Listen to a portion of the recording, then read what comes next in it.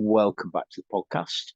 My name is Paul, I'm preacher in Scotland. Today we're in the 5th chapter of Nehemiah, and a glorious chapter it is too. So we're seeing these persons rebuilding righteousness, justice, truth, and peace upon the earth, physically expressed by the rebuilding of the house of Jehovah, the temple of Jehovah, all the various chambers, places, all the different things that pertain to the house of the Lord, the great goodness of God in expression.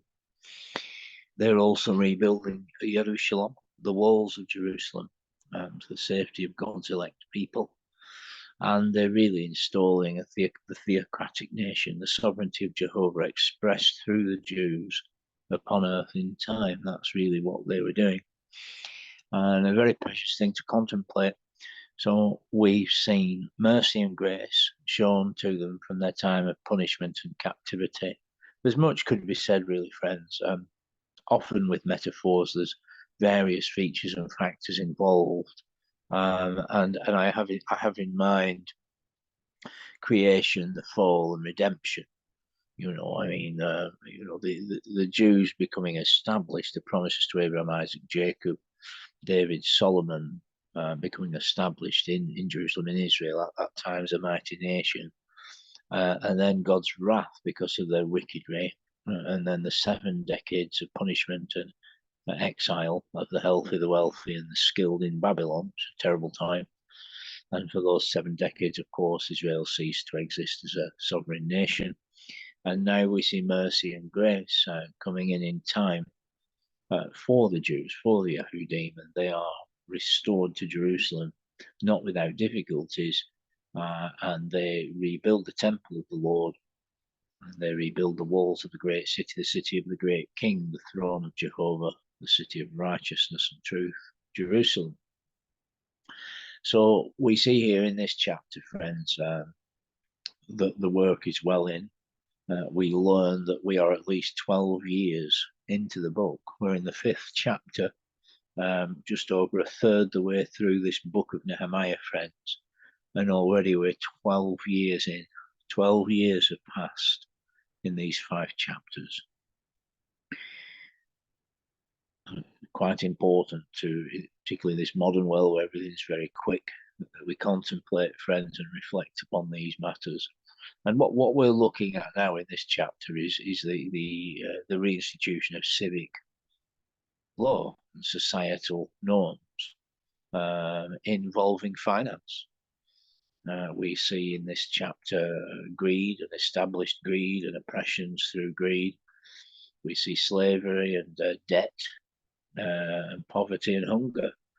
And we see God through Nehemiah, through Christ Jesus, through the power of the Spirit, through the saints, through the Christians, bringing righteousness, justice, truth, and peace.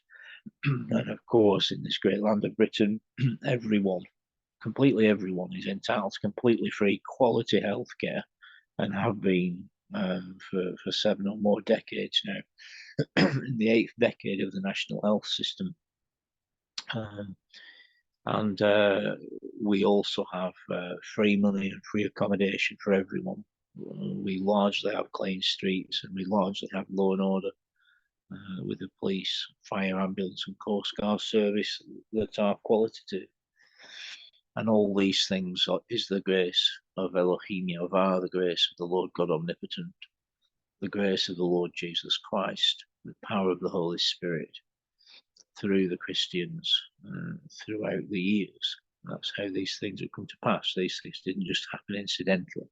There wasn't a big bang that we ended up with great countries that make great provision for the safety and welfare of the inhabitants. It's the work of God. We don't get too carried away with things, but the very word berit ish, berit is the Hebrew word for covenant. The New Testament in Hebrew would be the berit hadashah. See, berit means new, and ish is the Hebrew word for man. So berit ish, the new man. So what we see in Britain, really, although it has to be said that the British government is far from perfect. In fact, it's very wretched in many ways. and there are many things in Britain that could very much be improved, don't misunderstand me, but in the round it's still a phenomenal example of a society that cares for its inhabitants greatly, which is why we had over 750,000 immigrants last year in 2023, and a figure not much less than that in 2022. So that's reality for you, friends. Clean running water, sewage systems, clean streets, free money, free accommodation for everyone. The police, fire, ambulance, coast guard services, social services, civil services, all these things is the grace and benevolence of God, the grace of and love, kindness of Jehovah Elohim. And so what we see in this chapter in Nehemiah 5 is the institution of such things, principally finance and food for the inhabitants of Israel at that time. So we'll go ahead and read the chapter, friends. There was a great cry of the people and of their wives against their brethren, the Jews. And they that said, we, our sons and our daughters are many, we must procure corn that we may eat and live. And they that said, we've had to pledge our fields, our vineyards, our houses, that we might procure corn in the dearth. And they that said, we've borrowed money for the king's tribute upon our fields and vineyards. Yet now our flesh is like the flesh of our brethren, our children as their children, and behold, we must bring into bondage our sons and daughters to be servants, and some of our daughters are brought into bondage already. Neither is it in the power of our hand to redeem them, for other men have our fields and our vineyards. I was really angry when I heard their cry and these words, and I consulted with myself, and I remonstrated with the nobles and the rulers, and said to them, you exact usury, which means interest. You exact usury, every one of his brother, and I set a great assembly against them. And I said to them, we, according to our ability, have redeemed our brethren, the Jews, who were sold to the nations. And will ye even sell your brethren, or shall they be sold to us? And they were silent and found no answer. And I said, the thing that you do is not good. Ought you not to walk in the fear of our God, so as not to be the reproach of the nations, our enemies? I also, my brethren and my servants, we might exact usury of them, money and corn. I pray you, let us leave off this usury. Restore, I pray you, to them this very day their fields, their vineyards, olive gardens, houses, also the 100th part of the money and of the corn, the wine, and the oil that you've exacted of them. And they said, we'll restore them, and we will require nothing of them. So will we do, as thou hast said. And I called the priests and took an oath of them that they should do according to this promise. Also I shook my lap and I said, so God will shake out every man from his house and from his earnings that performeth not this promise. Even thus be he shaken out and emptied. And all the congregation said, Amen. And they praised Yahweh, they praised the Lord. The peoples did according to this promise. Moreover, from the time that I was appointed to be their governor in the land of Yehudah, from the 20th year, even to the 32nd year of Artaxerxes, the king, 12 years, I and my brethren have not eaten the bread of the governor. But the former governors that were before me had been chargeable to the people and had taken of them bread and wine, besides 40 shekels of silver. Even their servants bore rule over the people. But I did not so because of the fear of God. Yea, also I applied myself to this work of the wall, and we bought no fields, and all my servants were gathered thither for the work. And there were at my table 150 of the Jews and the rulers, besides those that came to us from among the nations that were about us. And that which was prepared daily was 1 ox, 6 choice sheep. Also fowls were prepared for me, and once in 10 days all sorts of wine in abundance. Yet for all this I demanded not the bread of the governor, for the service was heavy upon this people. Remember for me, my God, for good all that I have done for this people.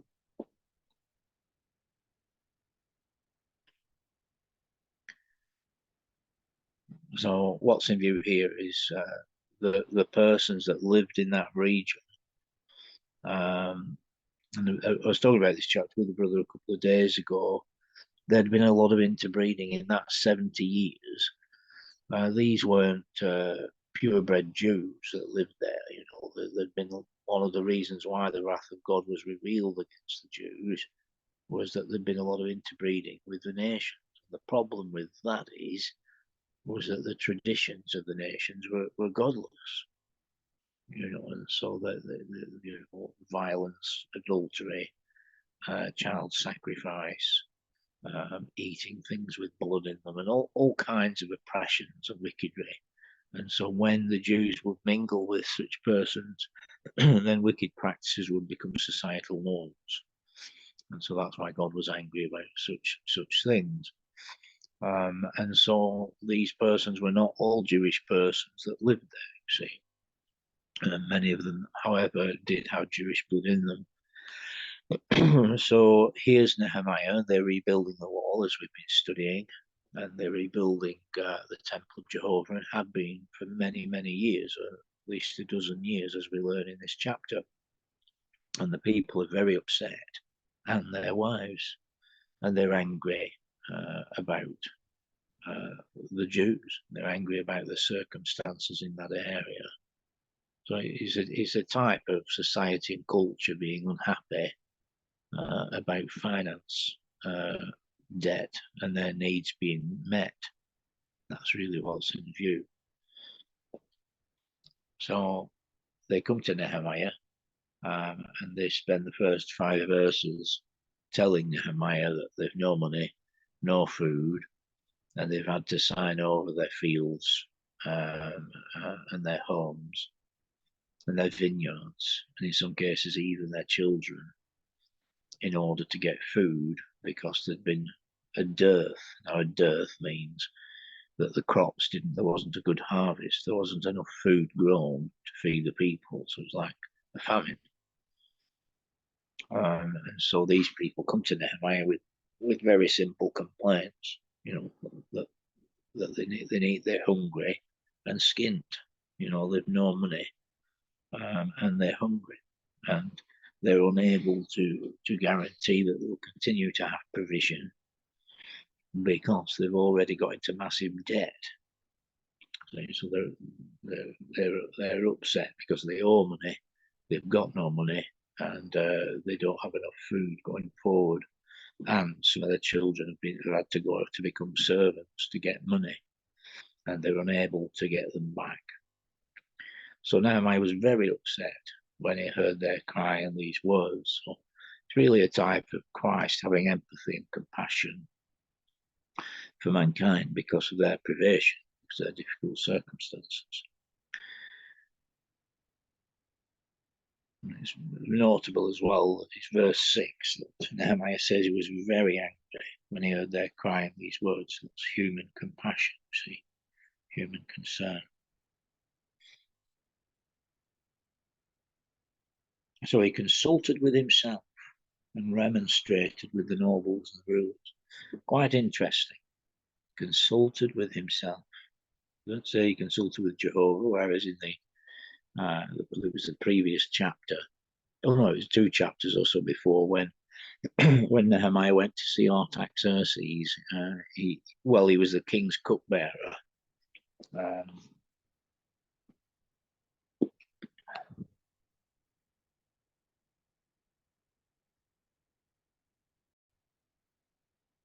In chapter 2, and he went before the king, and he was sad, and the king discerned it, and he was trembled, because nobody was allowed to be sad in the presence of the king. And he says that when the king spoke to him about his sadness, he was deeply moved, and he prayed. He consulted with Jehovah. But here it says that he consulted with himself. Very interesting. And it tells you that Nehemiah was a very special individual. He remonstrated with the nobles and the rulers and said, "You exact usury," which is an old English word for you charge interest. So if you lend someone £10, instead of requiring £10 from them, you require 11 or 12 or 15. Every one of his brother. And that's the reality of it, friends, is that there's only one family. Everyone is God's property. Everyone belongs to Christ Jesus, the human family. You exact usury every one of his brother, and I set a great assembly against them.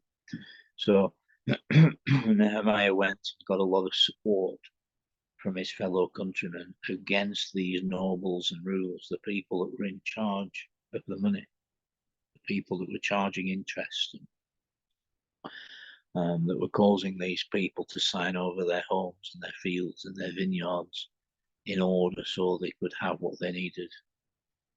And so they, instead of them being in power, we see now the change of the guard. We see that Christ, Nehemiah in type, is in charge.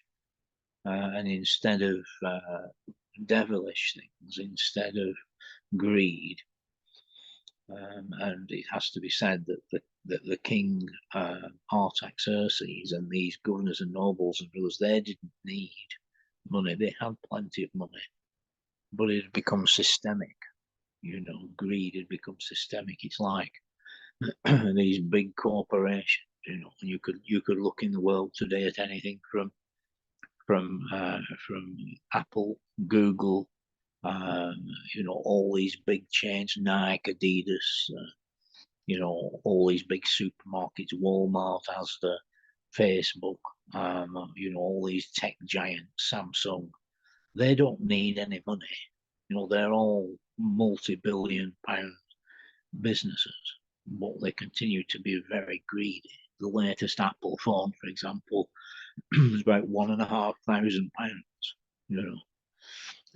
The truth is they don't really do anything different to a £400 smartphone, but it's the brand, you see, so things like this. So the greed becomes systematized, and that's what had happened here.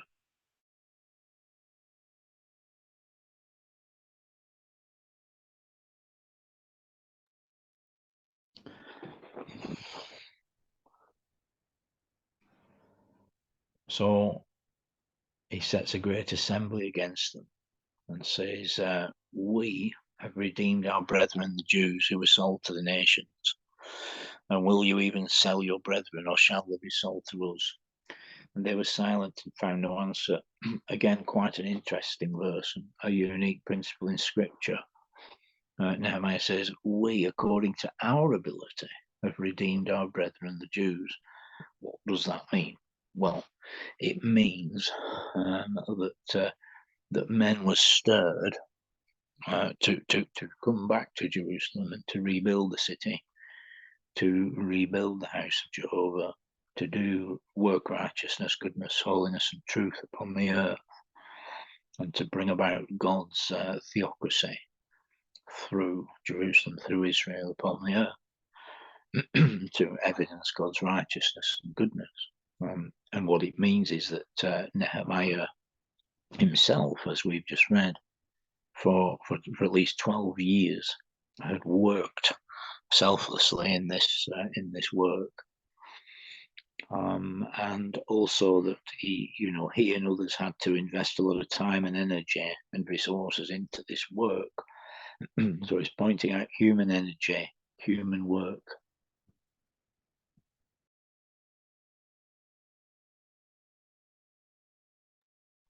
That had been involved. He says, "We've done all this according to our power, right? And this is how we're living. But you, the nobles and rulers, are selling your brothers and sisters,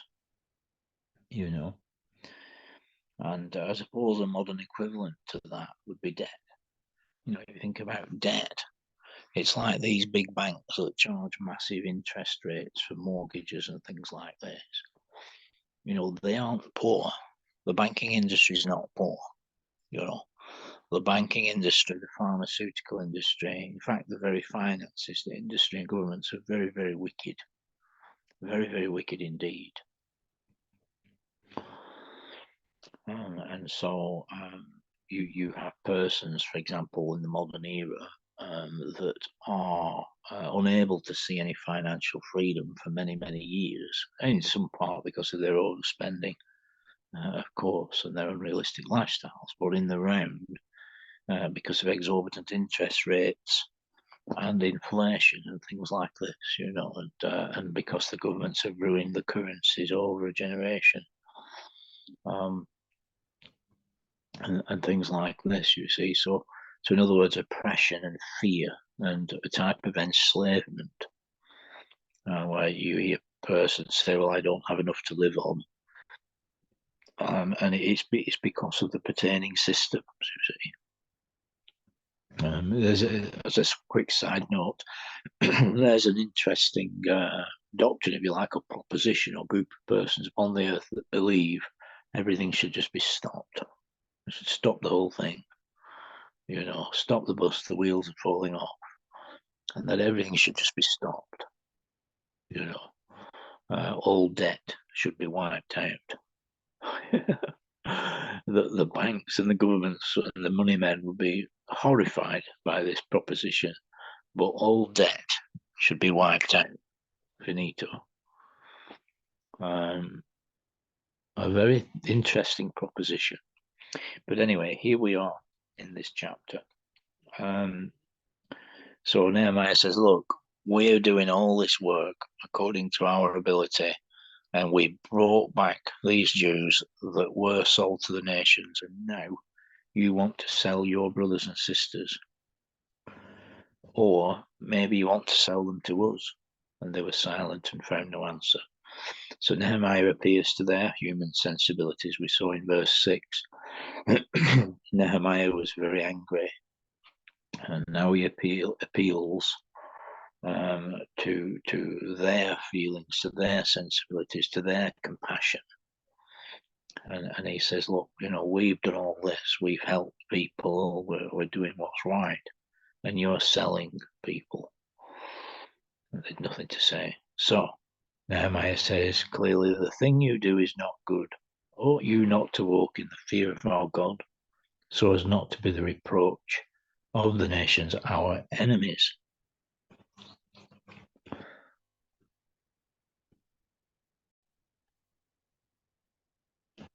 Yes, ought ye not to walk in the fear of our God, so as not to be the reproach of the nations, our enemies?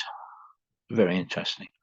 So societal oppression was seen as an opportunity for the enemies of the Lord and the enemy of God's people, for the devil to rejoice. Very interesting. So in other words, the fear and the privation, that is to say, the poverty of people, appears to be entertainment for the devil. The devil takes pleasure in such things, in persons being in fear and poverty and privation.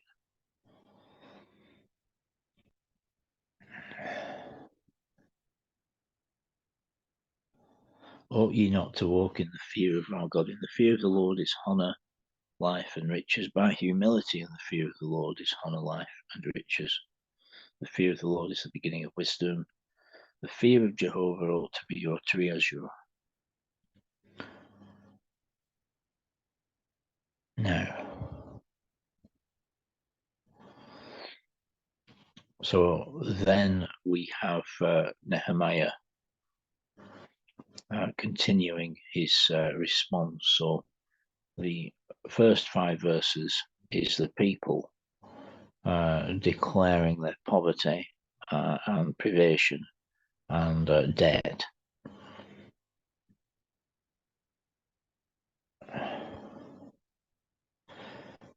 Six through 11 is Nehemiah's initial response.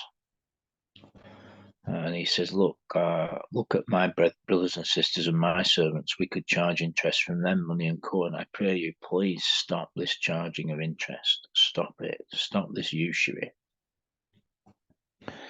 Restore, I pray you, to them this very day their fields, their vineyards, their olive gardens, and their houses. Also the 100th part of the money and of the corn, the wine and the oil that you've exacted off them. Quite a statement, friends, if you think about it. So the modern equivalent would be the Lord Jesus Christ saying to all these financial institutions and all these governments, right, that's it. No more debt. It's all finished. Finito. We're starting again. That's what's in view. It's the bringing in of righteousness, holiness, goodness, and truth.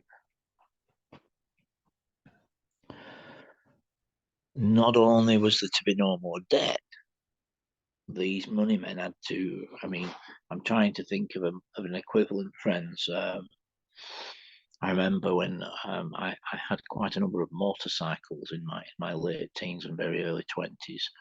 And one of them was a brand new one that somehow I persuaded my parents to sign for, and they had to sign as what do they call it, security, if you like. There's other words for it, but they had to put their signature to the agreement for me to get this. I think it was about £2,300. It was a Yamaha RD350 LCY PBS, very, very nice motorcycle. And unfortunately, it was stolen after I'd had about 5 weeks, but I never saw the thing again. But they had to sign they had to put their signature to the agreement for me to get it. You see, and that's what's in view here. These persons, they'd signed over their fields, their vineyards, their olive gardens, and their houses, in order to meet their needs. And so these people, the nobles and the rulers, said, "Okay, we'll restore them. We'll require nothing of them." So, in a few short words there, we have the response of the nobles and rulers. Fair enough. No more debt. We'll write off all their debts. And we will give them back all their property that they've signed over to us. Amazing thing. So the presence of God's righteous people upon the earth meant freedom and well-being for society. Righteous men, the effectual fervent prayer of a righteous man availeth much. So the great goodnesses, the great benevolence, the great loving kindnesses of Jehovah meant well-being for mankind, meant safety, security, and wealth, really, and freedom. Very precious things to think about, friends, and really that's really what you're looking at here. This is also a picture of the imminent millennial kingdom as well, the bringing in of a kingdom of righteousness, joy, and peace.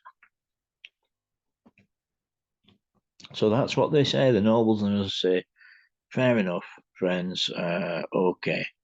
Okay, we will forgive them their debts, and we will restore to them their houses, their vineyards, their olive gardens.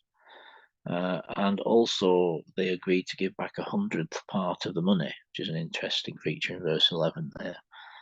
So that meant, for example, that not only did these money collectors give back vineyards, olive gardens, and houses, but also 100th part of the money that they'd paid thus far. So calculations would be made, and each person would also get some cash back. It was very precious. It was very holistic, and also corn, wine, and oil. So they would basically get back their properties that had been signed over, a proportion of the money that they paid thus far, and also corn, wine, and oil. And then we have this in verse 13. Nehemiah shakes his lap. Very much a priest is Nehemiah. Well, this is very much the work of a prophet. I shook my lap and said, "So God, shake out every man from his house and from his earnings that performeth not this promise. Even thus be he shaken out and emptied." And all the congregation said, Amen. And they praised the Lord. They praised Yahweh. And the people did according to this promise. Very precious, very precious. You can imagine all eyes on Nehemiah. Nehemiah, of course, was a highly regarded member of society, a wealthy man, an influential man for over a dozen years, had worked in Jerusalem, and he'd worked not for finance, but for righteousness, goodness, and peace. Very precious. So he says this, he shakes his lap, says, so God will shake out every man from his house and from his earnings, that performs not this promise, even thus be he shaken out and emptied. And all the congregation said, Amen, which means so be it. And they praised the Lord, and the people did, according to this promise. And then we have the final quarter of this chapter, friends. Moreover, from the time that I was appointed their governor in the land of Judah, from the 20th year to the 32nd year, there we have it, a dozen years of Artaxerxes, the king. Artaxerxes, the king. 12 years I, my brethren, have not eaten the bread of the governor. So in other words, Nehemiah had not taken wages from the king of Persia, from the ruling king.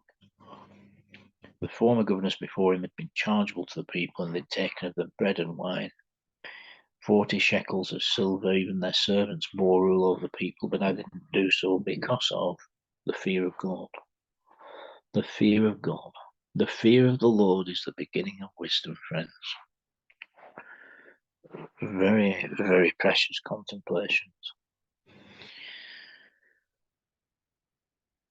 And he says, even the servants of previous governors ruled over the people and took bread and wine and silver from them. But he didn't and hadn't done so all those years. Yea, also I applied myself to this work of the wall, and we bought no fields, and all my servants were gathered there for the work. And he had at his table 150 Jews and the rulers, besides those that came to us from among the nations that were about us.